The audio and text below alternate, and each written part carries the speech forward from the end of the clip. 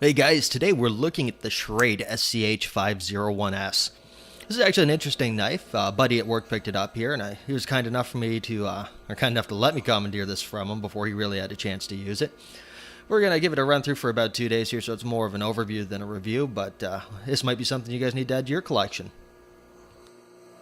Some specs on this guy is it has an overall length of just under 8 inches. It has a blade length just over 3 inches. Its blade construction is 9CR18 MOV steel. Theoretically, this steel is harder and has a bit more rust resistance than Spyderco's Birdline. It also weighs in at 5.1 ounces.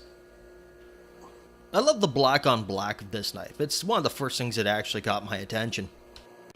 One of the features of this knife is that it actually incorporates a glass breaker built into the end of the hilt. Now, I can't find any literature on whether or not this is actually carbide. I'm assuming for the price of the knife it's not, as this knife usually goes for about $30.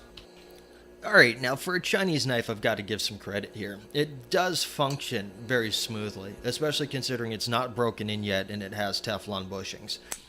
Now, it is a flipper, and it functions better as a flipper. They've included dual thumb studs, but they don't really work that well, and I wouldn't use them myself.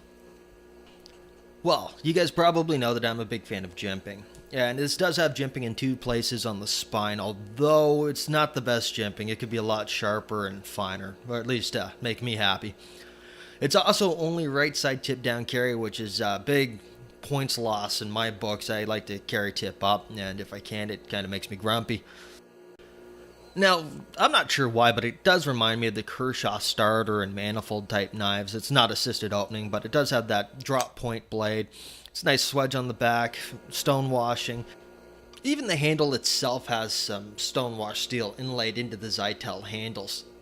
Now, for those of you that aren't familiar with Zytel, it's basically a brand name for fiber reinforced polymer. Now, when this is textured properly, it does afford good grip. Unfortunately, they didn't get it right here because this thing is way too slippery. Now, in terms of other Schrade knives, I've only owned a Schrade SCH37, which is a bushcrafting knife, and it's different materials and not even really comparable to this. Now, in the past, I've owned other Taylor brand knives, which is the parent company to Schrade, and Smith & Wesson's one of their subsidiaries, and Smith & Wesson knives are a lot lesser quality. I think it's important for people to remember that manufacturers have different lines made at the same and sometimes different factories at different quality levels. So if you guys are looking for a knife in the $30 price range, this could be a viable EDC option for you. Till next time.